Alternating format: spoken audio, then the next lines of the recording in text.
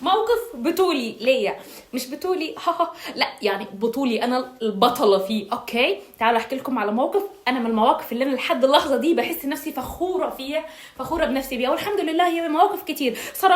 صراحه لو في موقف يحتاج تدخل ايجابي وفي 100 واحد فيه 99 هيطلعوا سلبيين وواحد بس ايجابي هكون انا ربنا يخليني ليا صعيديه بقى جدعه. المهم بعيدا عن الهزار، بس والله بجد انا الحمد لله من الناس اللي بحب اكون ايجابيه عشان ضميري ما يأنبنيش. انا ما اعرفش مش بقدر والله. المهم كان في موقف من المواقف اللي كان محتاج تدخلي واتدخلت فيه وانقذت طفل من الخطف. بص العنوان كبير قوي. ليه بحكي الموضوع ده؟ عشان في ناس كتير طالعه اليومين دول عماله تقول عن المصريين سلبيين بسبب الحوادث اللي حصلت دي في مصر، اللي هم ورا بعض دول، حادثه المدرسه بنتين المدرسه وحادثه الاقصر، وان مفيش حد اتدخل وكده، ان المصريين سلبيين. يا جماعه في ناس كتير زي ما في كده زي ما في كده، مع بدون دخول في تفاصيل خليني ادخل لكم على مشكله على طول عشان ما اطولش وتقولوا طولت. كنت في القاهره راجعه اسوان اللي هي بلدي، تمام.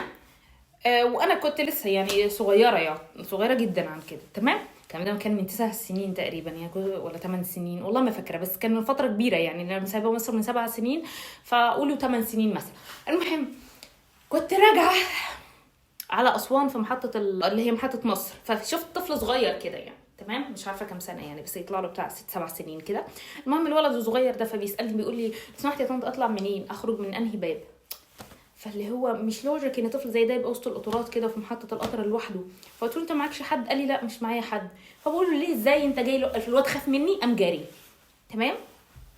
فانا اكيد مش هجري وراه. لما جري قلت خلاص بقى، مشيت رحت على شباك تذاكر اجيب تيكت، ما لقيتش تيكت، اتضايقت قوي فقمت خارجه. وانا بعد ما خرجت بقى يعني انا رحت شفت تيكت وخرجت، فاللي هو كان عدى شويه وقت حلوين، بعدين لقيت الولد ده مع ست بتبيع مناديل على الرصيف ومعاها بنتين تانيين وهو مقعداه جنبهم مع يعني لما العيال حواليها. فرحت جيت قلت لها رحت خدت من عندها كده على البيت مناديل، فبقول لها الولد ده ابنك؟ قالت لي اولادي كلهم. الله ولادك ازاي؟ طب وانا جوه لسه كنت قلت في بالي انا لسه كنت جوه بساله معاك حد؟ قال لي معيش حد. فقلت لها انت كدابه على فكره، الولد ده مش ابنك، انا عارفه انه مش ابنك ومتاكده.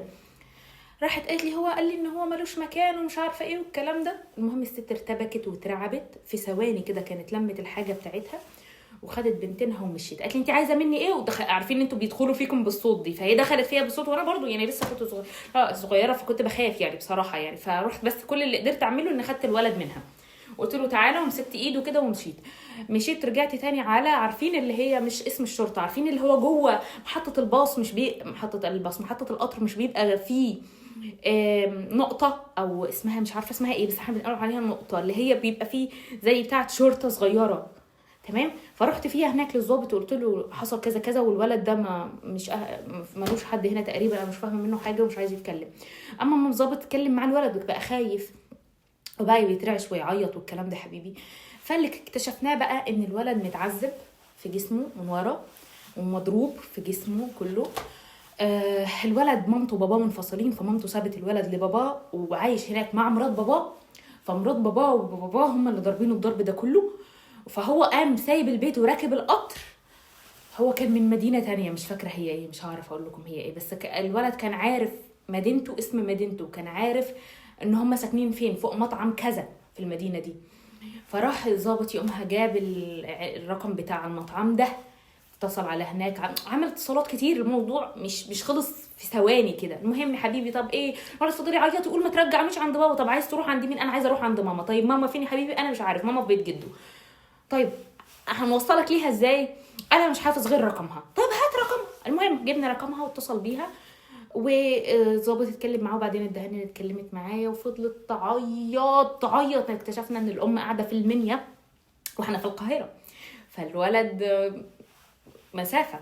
فقالت لي بس اخويا في القاهره فهيجي ياخده، بس قدامه ساعتين عشان خاطر يقدر يجي ياخده. ممكن تخليك انت معاه لحسن يمشي من الضباط اللي عندكم، ولا لحسن ما يتوه ولا محدش يهتم بيه ولا ما ياخدش باله منه يمشي وما يعرفش يوصل له تاني. والام فضلت تعيط ومنهاره لانها كانت سايبه الولد مع باباه، وفضلت تقول لي والله العظيم، تقول لي ايه والله ما هسيبه تاني، والله ما هسيبه تاني، بجد انا عمري ما هسيبه تاني. انا دلوقتي بقيت ام وانا حاسه بحرقه قلبها وقتها يا حبيبه قلبي.